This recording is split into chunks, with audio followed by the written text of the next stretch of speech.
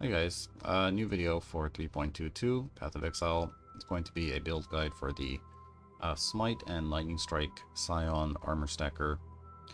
This build guide will be covering the Doriani's prototype version. We're mainly just going to be going over the PoBs, explaining some of the items and gems and all that kind of stuff. So if you're looking for gameplay, I'll have a little bit in this video wherever I can fit it, but I do have gameplay videos of Wave 30 Simulacrum on the Mage Blood and non-Mage Blood version, and a lot of different POBs for different gear investments. It'll be in the description and also in the Armor Stacker Compendium Google document that I'll have linked in the description as well. So definitely check those out. And sorry, the video did end up being quite long because I guess we're covering two different builds basically. And I'll have some, I'll split them up with the timestamps and all that kind of stuff so you can jump around. Right, so there is two different versions of the armor stacker mainly, right now at least, that are popular. And the main one is with using the Doriani's prototype, getting a lot of minus lightning resistance with the melding of the flesh, you know, thread of hopes and these kind of things, to get, I think I have about minus 150 lightning resistance.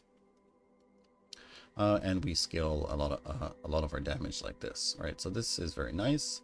It gives you a lot of damage for pretty much very low cost. The only problem, I guess, with this is the lightning degen is going to kind of one-shot you, right? So you get these mana siphoners and all these kind of things that are going to give you a bad time until you get a Mage Blood, and once you get a Mage Blood, then they're not really that much of a problem.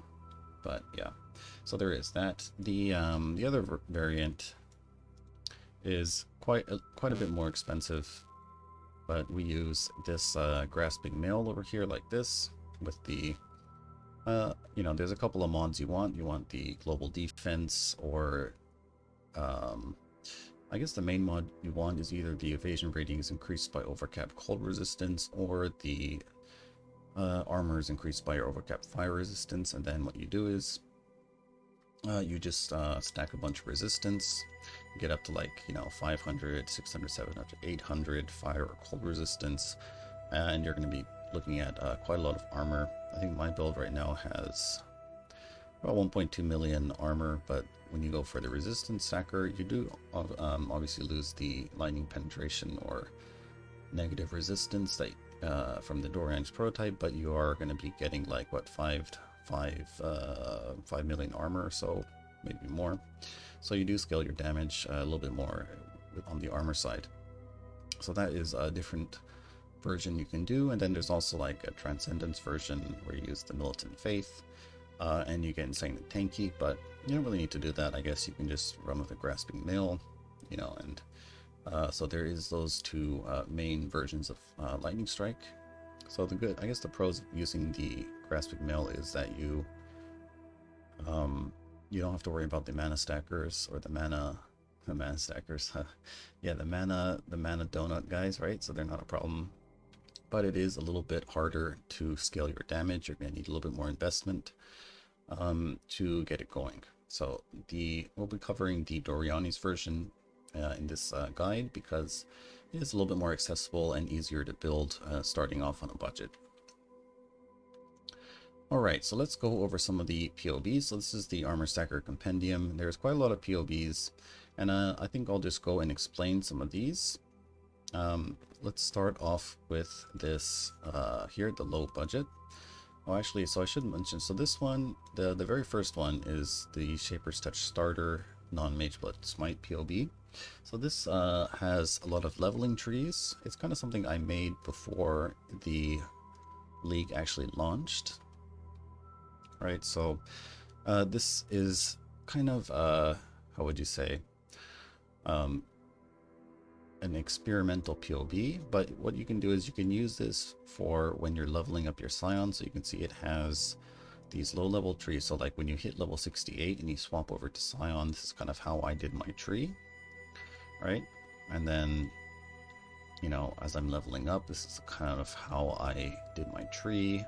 And then, you know, by level 88, you pretty much have everything you need. So if you're leveling up, you're level 68, you want to swap over right away, then you can use this PoB to kind of see where I put my points and all that kind of stuff.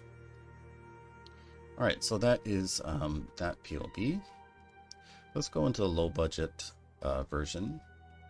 Now, I did actually clear Wave Simulacrum on this build with this specific gear level. Right, so main difference in this tree is, let's see, I think we should be going over the items first. I'll explain some of the items. Now, for the Lightning Strike, the items are going to be pretty much the same, so and when we go over those, we'll just kind of go over the differences, right? So we have the Replica Dream Feather. This is giving us all of our damage scaling. And then we have the Aegis Aurora for the very nice block, ES on block. And then also for the +5 max cold resistance. And okay, we got the Alpha's Howl. So this is, the reason we use this is, well, first of all, for the mana reservation efficiency. This also does have quite a lot of evasion rating, which translates into armor because we're using the Iron Reflex's Keystone, right? So that right off the bat, that's pretty nice. These are very cheap. It does actually give you some cold res, cannot be frozen, which is very nice. And then one of the most important things is the +2 level of socketed aura gems. And the reason we need this is because in order to get 90 auras, one of the things we need is we need a level 23 purity, right? You can see, so you can get that with a level 21 purity, and you put it in an item that has +2 to level of socketed gems, right? So you can actually get these on gloves and all that kind of stuff, but early on in the league, the +2 aura, +2 AoE, those kind of gloves are pretty expensive, right? So it is a little bit cheaper to get it on this helmet like this. All right, so we put our Purity of Ice in the helmet, and it turns to level 23 and helps us to get the 90 auras. Okay, so Doriani's prototype, you already went over this. All right, so recently I've swapped over from using the Shaper's Touch gloves. We used to use these actually quite a bit, mainly because these give you a lot of nice, how would you say it, benefits from your attributes. You can see we get increased energy shield, evasion, melee damage, we get accuracy, we get mana. So quite a lot of very nice benefits just from using these gloves. But I guess because we are in the Toda League where none of us are having any attributes because we're using all the tattoos, right? So these Shaper's Touch kind of lose a little bit of value, and having the Calm Spirit for the like almost permanent rage is makes it feel a lot better on Armor Stacker, especially because, well, I think early on in the build progression, when you're on a budget and that kind of stuff, you don't really have a lot of movement speed or attack speed. You don't really have enough mana to reserve the haste aura and that kind of stuff, so you can feel a little bit slow. But these gloves kind of make everything feel a little bit better. And the downside of having, you know, life regen, we kind of get around this in a couple of ways. Well, I think first of all, obviously we have the Aegis Aurora, right? So this already is giving us quite a lot of sustain. And then Divine Shield, this is going to give you quite a lot of energy shield regen. When I was testing this in Simulacrum, I was getting, I think the max I got was like 6,000 energy shield per second. So that's kind of, I mean, that's kind of an extreme case, but this will give you quite a lot of energy shield regen. Right, and after that, we have a little bit of leech from our Storm Drinker large cluster. Right, and then another thing that I started doing is I am using this anomalous damage on full life. So this gives us attack damage leached as life, and then we can go and convert that over to energy shield with Ghost Reaver. So you see with Ghost Reaver we have about 650 ES leech. Without it we're only at 300, so I don't know, it's kind of nice. If you don't have a energy shield on hit Watcher's Eye, that's probably going to be the best solution. Then you can drop all this leech stuff, but those can be kind of pricey. So if you don't have that, the combination of Aegis, the Divine Shield, and then a little bit of energy shield leech, maybe even getting it on a Watcher's Eye. There's like a lightning damage leached as energy shield on a Watcher's Eye for Wrath, I think. So getting some leech is going to make it feel a little bit better when you have like a dot on you or that kind of stuff. Okay, so definitely recommend going with the Calm Spirit. Alright, so March of the Legion, these are, we use these boots for the free gem, basically, and the +5 to the aura gems. On Smite, I think, it doesn't really matter, actually, the difference. Anyways, you do want to have a +5 roll on the gem, and try to get as low of an elemental resistance as possible. So, I think 12% is the lowest roll, and that's because we're using the Doriani's prototype. So if you're using a grasping mill, you probably want to have the resistance roll be kind of high on these boots, but if you're using Doriani's, then get a low roll. Alright, so amulet, this is going to be the most expensive part of the build, so I like to use the Eternal Struggle, mainly because it gives 16% or up to 16% aura effect. And a lot of attributes, right? So attributes can be a little bit of a problem on this build, especially dex. And this amulet does solve a lot of dex issues. It also has global defense, free coal, culling strike. So this amulet is probably going to be best in slot until you can afford very nice Ashes of the Stars. This amulet, though, you only need, I think, about a 13 or 14% roll. I guess we should kind of go over that now. So in order to get 90 all res, we already explained that we need a level 23 purity of ice. So we have that. We have the Aegis giving us +5 to maximum cold res. And we get the rest from the purity of ice aura scaling. And you need to have, if you go into the calcs and PoB, we'll just select some random aura. And you need at least 2.38 aura effect. Right, so if my amulet was only a 14% roll, I'd still have 2.8. So you don't really need a 16%, you can get a 14%. And especially now in this patch, you can actually use a different amulet and then just use these aura effect tattoos, 14 of them basically, and then you'll get to, however many it takes for you to get to 2.8. Right, so you have a lot more options in amulets. Very cheap one's going to be the Jinxed Juju. It's going to give you aura effect, strength, dex. Alright, so that's pretty nice. And you can always use an All's Uprising. Here we go. Alright, so you get All's Uprising. And you probably want to get, you can get maybe Determination. You can get a Hatred, Determination. Or Wrath, probably, or maybe even Haste, right? So you can get haste running for free. It's going to give you some dex too, some evasion rating, so that's going to be a pretty nice one. All right, and then just make up for the, let's just see, let's do attribute catalysts. Let's give it a max roll and let's see what happens.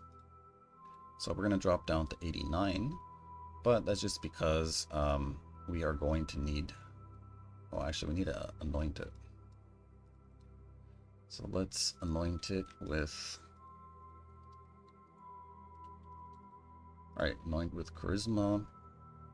And we're still at 89. If you look at our aura effect, we're at 2.67, so we need another 13 aura effect tattoos. You see I'm using quite a few global defense ones that you can replace.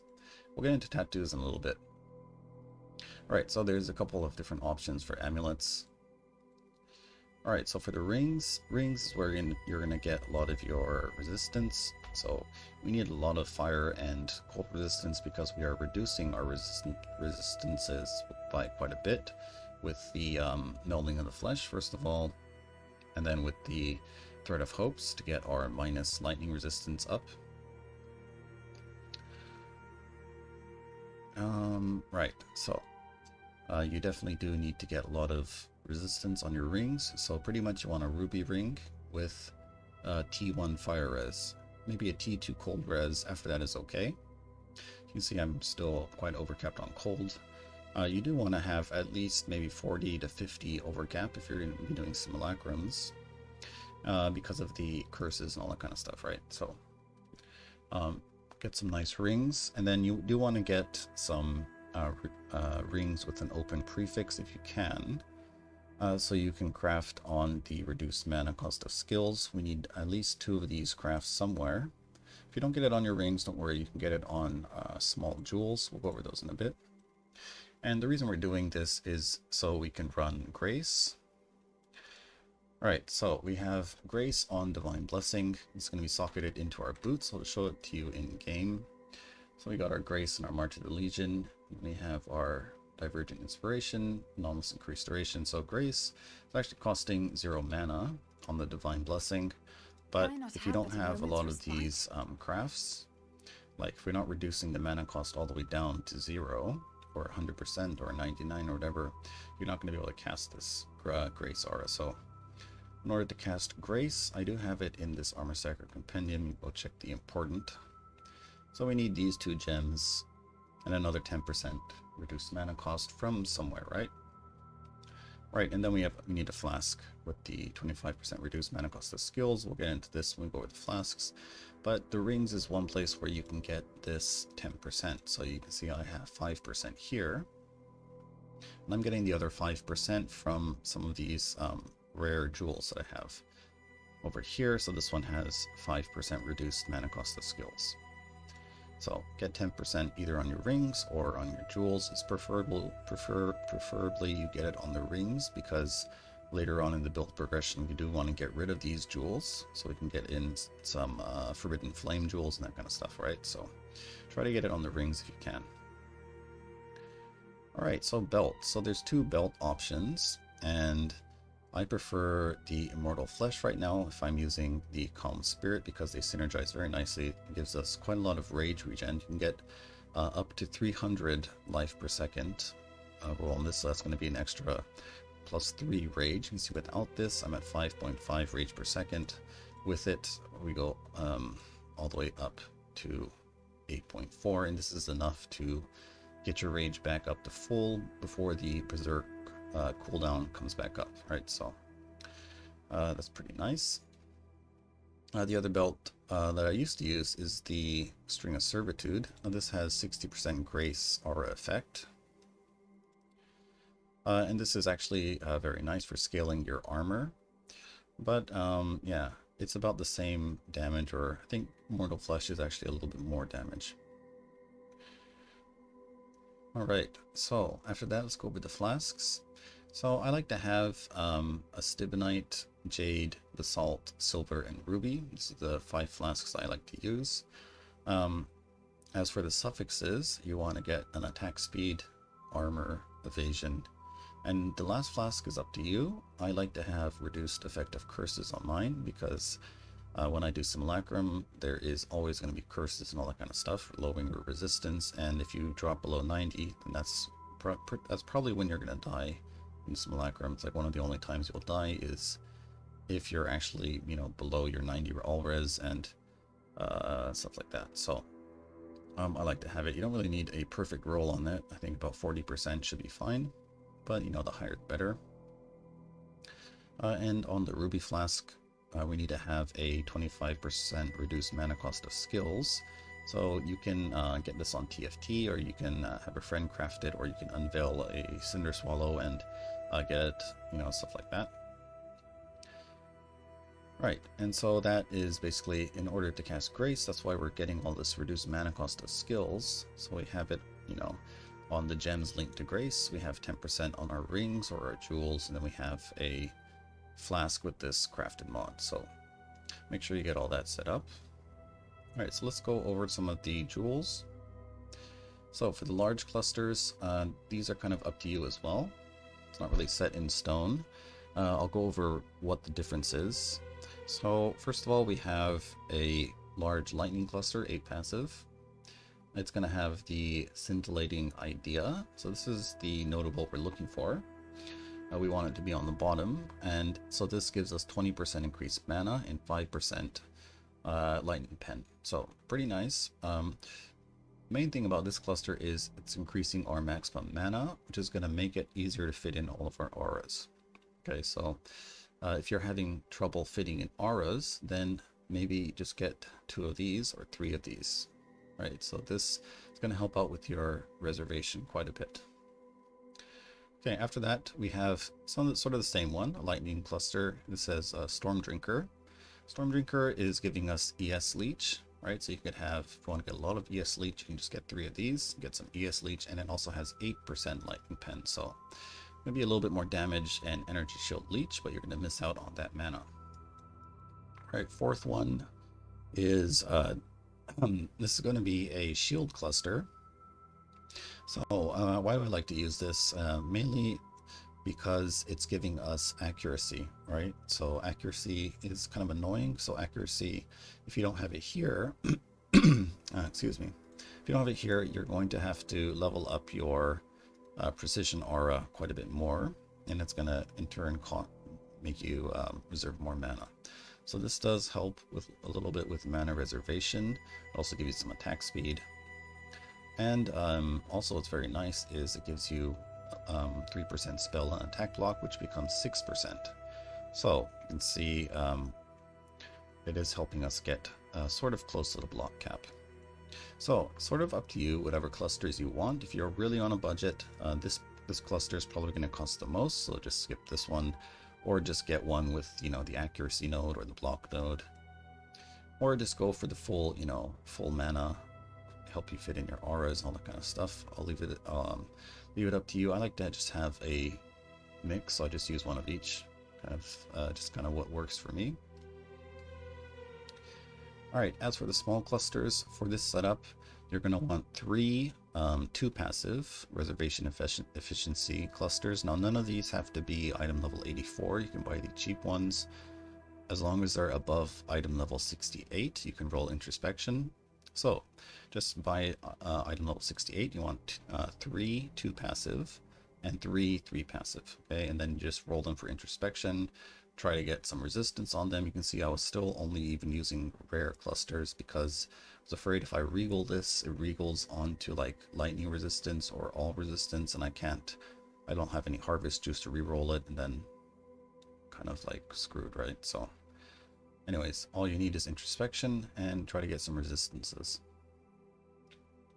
Alright, so for some of the other jewels, we already went over melding in the flesh. For this one, you want to have the you're going to make sure that the max to all maximum elemental resistances is a 4%, so that's the lowest roll. And you want the minus to all elemental resistances to be one of the high rolls, so 80% is the max.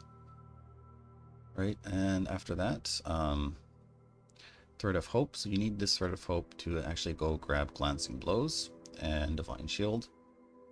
So it's a large ring, and if you can, get one with the max minus elemental resistance. Okay, as for other jewels, you do want to get some energy, what do you call it? Reduce mana cost of skills on jewels if you don't have it on your rings. And you know, it helps to get some fire resistance, cold resistance, help cap your resistance early on when you don't have enough money to, like, say, put your catalysts, what do you call it, prismatic catalysts on your rings, all that kind of stuff. So you have 2 slots available to help you kind of cap your resistances and get your corrupted blood immunity. So you can use those 2 slots for that. And last jewel slot we have here is for the Watcher's Eye. So I like to have the reduced damage from critical strikes because I farm Simulacrum, and if you get a crit wave or a brittle wave and you don't have this, then you're pretty much going to get one shot. So you can actually probably get it as a chest corruption maybe, or a shield corruption, but this is the mod that I prefer. And then just 1 damage mod, you know, it could be attack speed, precision, damage pen, wrath. You can even go more defensive and get energy shield on hit, and or maybe the leech with wrath, that kind of stuff. But try to get one with the reduced damage taken from crits by determination first of all. Alright, so after that, last jewel, probably the most important, is the Brutal Restraint. So this jewel is a timeless jewel. The Conqueror doesn't matter. You can use whatever Conqueror you want. The main reason we use this is to get our aura effect. So you can get up to 24% aura effect on one of these jewels. And most common is 16%, so you have 2 nodes here. So this one gives us 8%, and this one also gives us 8%, so it's 16. And you get some other nice nodes too, like this one gives me cold res, This one gives me Alchemist Genius when you use a flask. So there's some pretty nice ones you can get, and in order to get them, I'll probably put a link to this inside somewhere, probably in this document, but there is this, wait, where is it? Timeless Jewel Calculator. I'll have a link for this. Basically, you just use this and you find it. I'm not going to do another guide on this because I did it in the last one, and anyways, but there is this tool you can use to find it, basically find the jewel you want with whatever stats you want. But very important, minimum get one with 8% aura effect, but try to at least get a 16% because, like I said, you do need that times 2.8 aura effect mod to get to 90 auras. Okay, so Pantheons. I'm using Brian King, Ralakesh, always. Bandits kill all. Alright, so that is going to be the gear for the Smite. We didn't go over the skill gems, so let's go over those real quick. So we have the Phantasmal Vol Smite, Multi-Strike, Elemental Damage with Attacks, Damage on Full Life, Awaken Ancestral Call, Volatility. You can upgrade these to the Awaken versions if you want. Alright, we got a Molten Shell, Vol Haste, Ancestral Protector, Determination, Purity Vice, Wrath Discipline, so auras. And we got a Precision, Tempest Shield, Flame Dash, kind of whatever, right? Then Berserk, Defiance Banner, Clarity, Vitality. And you do want your Clarity to kind of match your mana consumption. So you can see I should probably be getting a little bit more levels here, so it kind of matches maybe level 5-ish, you know? Otherwise, when you have all your cooldowns popped, you might actually be running out of mana, so keep that in mind. Look at your mana cost per second and your mana regen to make sure the mana regen is higher than your mana cost per second. Oh, also with your precision, make sure you have 100% hit, so adjust the precision to your character. See, I can actually drop mine quite a bit. I could drop it all the way down to level 15 in this PoB actually. So try to get 100%, don't go for 99, go for 100. Okay.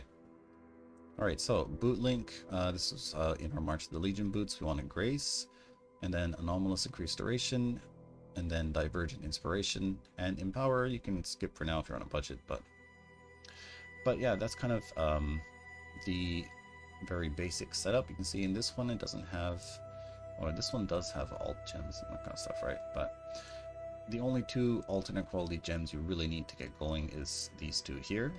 Increased Duration and Inspiration in order to get our Grace mana cost low enough to cast.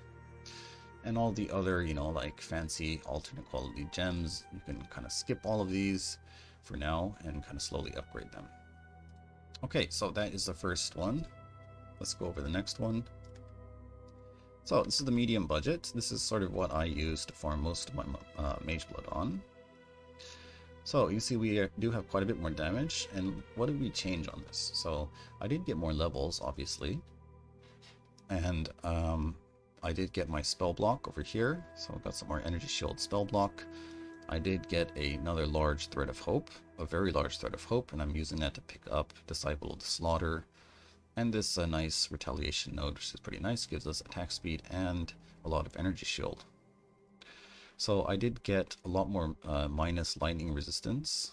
Let's see over here, 1-182. And I think that nothing else really changed here. So basically passive tree, this is pretty much it.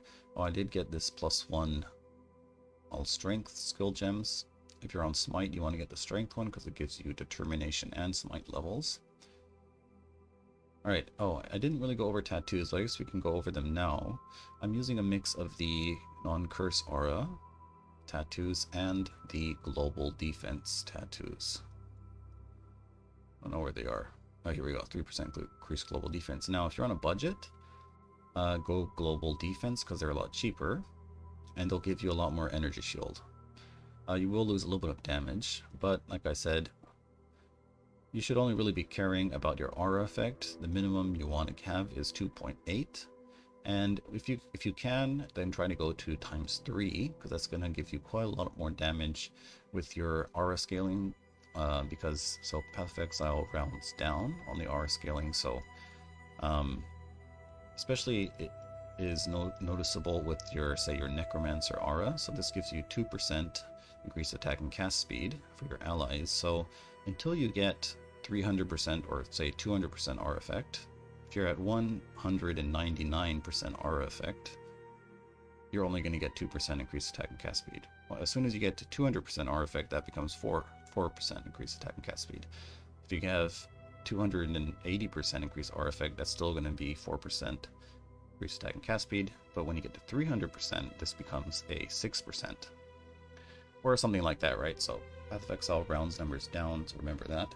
So hitting those small breakpoints where with 100, 200, 300, 400, 500, that's where you're going to start to see a lot of gains on some of these smaller auras.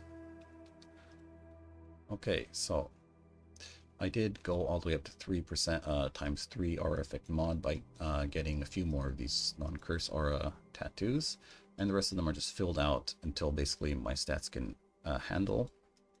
We'll probably get another strength one over here. Yeah, so doing a mix of global defense and the aura effect tattoo. Okay, as far as skills, nothing really changed on the skills. I think everything here ended up being the same. I might have gotten a Divergent Determination and a Anomalous Defiance banner. And I think pretty much the gear is the same, except for the helmet. So I did craft a Hubris Circlet with the Smite aura effect.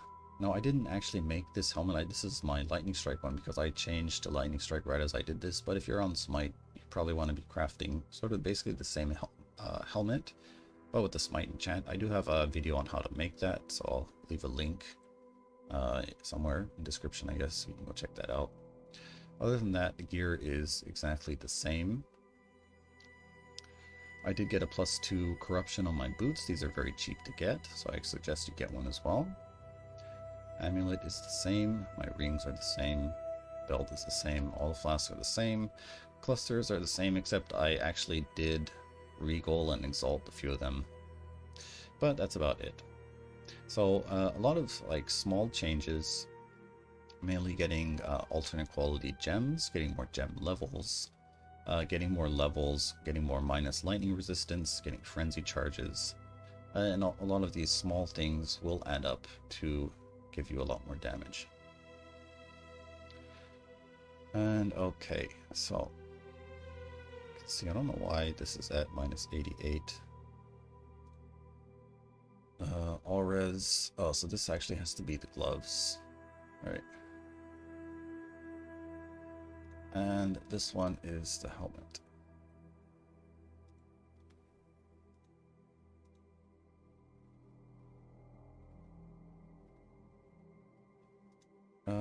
Oh, right. So I forgot to mention. So when you do upgrade to your Hubris Circlet, you do want to have +2 corruption on your gloves. So let's just get this going. Now I did buy these at the same time. So we're going to corrupt this with, you can get the AoE, you can get the aura. Let's just do this because this is the one that I bought. Alright, so now we're back up at 90. Okay, so that is going to be the sort of mid-game Smite PoB. Alright, so we do have this min-maxed one over here. And yeah, so this is kind of just like, I didn't actually play this, but if I didn't want to buy Mage Blood and I just wanted to upgrade the non-Mage Blood version to the max, this is kind of what I would do, right? Just thinking. So it's an experimental PoB. It's got like 3 passive voices. Most of the items are like, 2120 quality, awakened gems. So we have some double corruptions, items, and that kind of stuff. So you can use this as a reference for like, oh, what kind of items. If you don't know what to upgrade, you can go take a look at some of these items and maybe try to make some of these or something like that. Anyways, just to maybe give you sort of an idea of how you can upgrade your build to get more damage. You can see this one is at quite a lot of damage right now. We're at about close to 60 million in DPS. And that'll be it for the Smite PoBs. So let's go over some of the Lightning Strike ones. So Lightning Strike is, let's go over the low budget one first. I do think that Lightning Strike felt better when I started when I swapped over to it. Keep in mind, I did swap over when I had about 15 to 18 million DPS on Smite. And I think if you're on really, really low budget, Lightning Strike might be a little bit clunky, you could say. Main difference between Lightning Strike and Smite is going to be a little bit simpler to build. You have less socket pressure because you don't have to use a mark, and you have less buttons to press. Okay, so if you're just starting out with your first, this is your first armor stacker, I suggest you do play Smite, because just, you know, to learn the build and that kind of stuff, it's going to make gearing easier, it's going to make gameplay a little bit easier and stuff like that. Lightning Strike does have more potential top-end damage. You can see even on the low-budget version, we're at a combined 65 million DPS. And it does require quite a bit of setup, though. And it uses more passive trees. You see we have to go all the way down to get point blank. And we have some more gens and that kind of stuff. So let's go into some of the differences. First of all, let's see. So we're not using the strength tattoo, we're using the dex tattoo because this is going to give us a level of lightning strike and grace. Right? And then we're going over to pick up point blank. So you have to have enough passive points to get this. Let's see. Let's go over the items. These are all the same. The helmet is exactly the same as a Smite helmet except for the enchant. We're using Lightning Strike fires 2 additional projectiles. The rest of the gear is going to be exactly the same, except if you want to get a double corruption on your Doriani's prototype, you want to get a duration or projectile, because that's kind of the two tags that Lightning Strike is going to have. Let's see. And that's about it, yeah. The rest of the gear is all the same. All the clusters, all of the other jewels, Watcher's Eye, they're all the same. So that's pretty much it, except for some of the gems. So we do want to get a Sniper's Mark. That's going to give us quite a lot of damage. And let's see, if you do want to get a mark on hit setup, you're going to have to get an unset ring, because there's just not enough gems. And getting an unset ring means losing, you know, 30 to 35 fire res. So going to have to take care of that before you actually do swap over to an unset ring. But if you want to look at the kind of item that you're looking for, this is the one I'm currently using. I think it's pretty good. It's got T1 energy shield, T1 fire and cold res, then it has a +3 to level of socketed gems. The increased lightning damage is not ideal. You'd want to have flat added lightning damage to attacks. And then you want a open prefix, so you can craft on the reduced mana cost to skills, or if you have a mage blood, you go to the -7 non-challenge skills of -7 to mana cost. Okay, so that's sort of the differences there with Lightning Strike. And as far as gameplay goes, so with Lightning Strike, you're going to have to, if you don't have the mark on hit, then you're going to have to be casting your mark, so that's 1. You got to have your totem, so that's 2. And then Lightning Strike's damage, like more than half of it comes from actually the Smite debuff, so you're going to have to use Smite. So that's 3, right? So mark, totem, Smite. Then we also cast our Grace Aura, right? So that's 4. And then we have Berserk, so that's 5. Then we have Vol Haste, that's 6. And then we have Vol Lightning Strike, so that's 7. So that's like potentially 7 buttons that you need to be pushing. Now the Grace Aura, that's going to be up for quite a while, so I mean, I'm kind of used to it now, so I don't really count that. And then I'm using mark on hit, so I'm removing the need to mark. Push the mark button. Berserk is on left click, so I don't really worry about that much. So basically all I am doing when I want to burst on a boss is I have my totem ready, right? Then I'll just do a Smite and then just do a Lightning Strike and then maybe push my Vol Lightning Strikes. Now one kind of trick you can do is you can, while you're lightning striking, you can actually hold down the Lightning Strike button, right? So I'm holding it down. You can push Smite as you're holding it down, and it's not going to stop your Lightning Strike cast. You can do this with the Berserk. 2, you can do it with the mark, so you can be attacking and then just push the mark, right? So you don't have to stop casting your Lightning Strike, Smite, and then cast again. you can just hold down Lightning Strike and do that. You can also do this somewhat with the Grace Aura. You can see I'm casting Grace Aura as I'm holding down right click. Sometimes it doesn't go off. I'm not really sure why, but you can do everything while you're holding down Lightning Strike, so this does make it a little bit easier. But that's about it, yeah. So Lightning Strike, more buttons to push, more potential top end damage. It's up to you what you like. I like Lightning Strike because it has a little bit better clear, and when you have a lot of damage, then you don't really need to use all these things. I don't really have to use Smite that much, except if it's on like a tough boss. So it ends up just being a right click build anyways in the end of the day. Okay, so this is the starter Lightning Strike build. There is no alternate gems in this. It's like very bare bones. Okay, so let's go look at the next one. And sorry guys, this video is turning out to be kind of long, but yeah, we are almost done. Okay, so this is the medium budget Lightning Strike. Pretty much everything is the same except we have our alternate gems. We have, let's see, I think that's about it. Yeah, we got an unset ring for the mark on hit setup. And basically the rest is just alternate quality gems. You can see we're up at 91 million DPS.